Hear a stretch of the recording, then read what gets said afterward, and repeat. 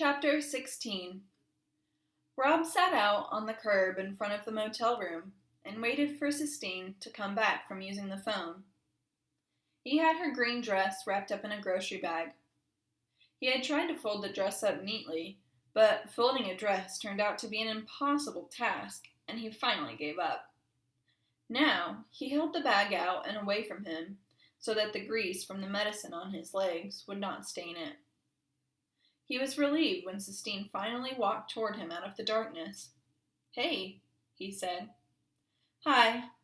She sat down on the steps next to him. "How come you don't have a phone?"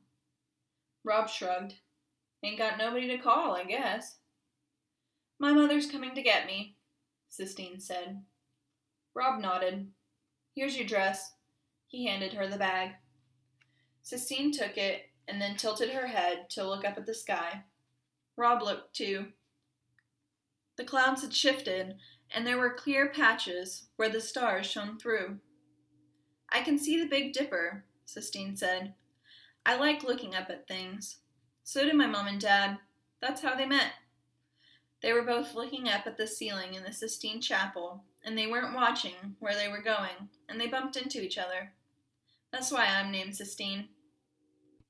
"I like your name," said Rob shyly. "I've seen the Sistine ceiling too," she said. "They took me last year, before Bridget, when they were still in love."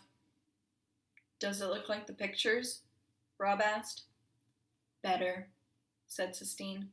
"It's like, I don't know, it's like looking at fireworks, kind of." "Oh," said Rob. "Maybe we could go to Italy sometime, and I could show you." "That would be all right," said Rob.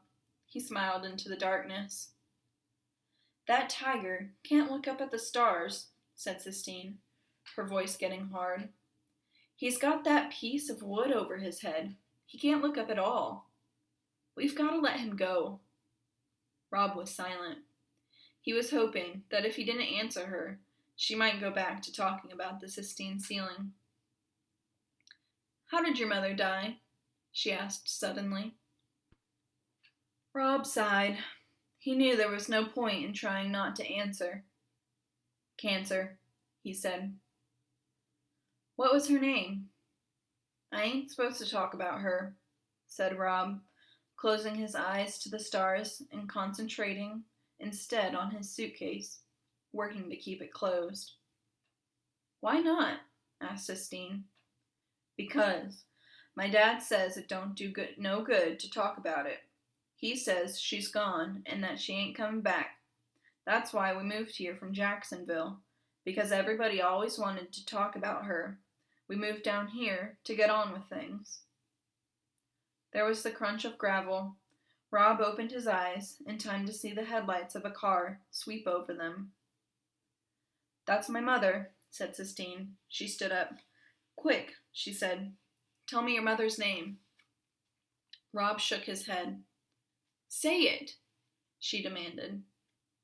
"Caroline," Rob said softly, cracking his suitcase open and letting the words slip out.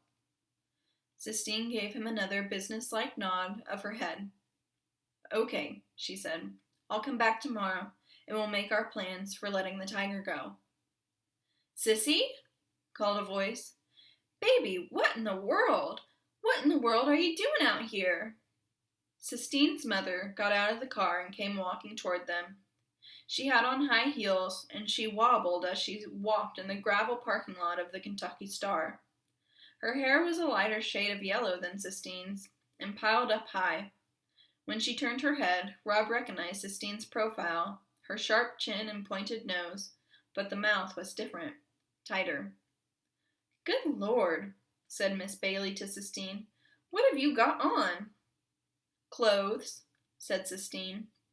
"Sissy, you look like a hobo. Get in the car."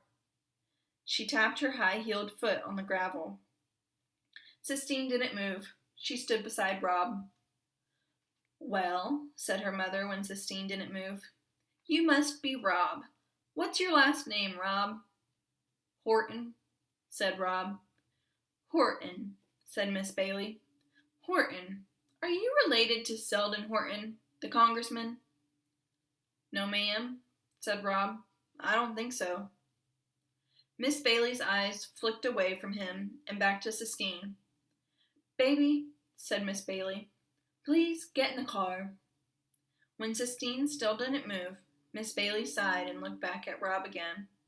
She won't listen to a word I say, Miss Bailey told him. Her father is the only one she'll listen to. And then under her breath she muttered, her father, the liar. Sistine growled somewhere deep in her throat and stalked to the car and got in and slammed the door. You're the liar, she shouted from the back seat. You're the one who lies. Jesus, said Miss Bailey. She shook her head and turned and walked back to the car without saying anything else to Rob. Rob watched them pull away. He could see Sistine sitting in the back seat. Her shoulders were slumped. A motel room door slammed. Somebody left. A dog barked once, short and high, and then stopped. And then there was silence. Caroline, Rob whispered into the darkness. Caroline, Caroline, Caroline. The word was as sweet as forbidden candy on his tongue.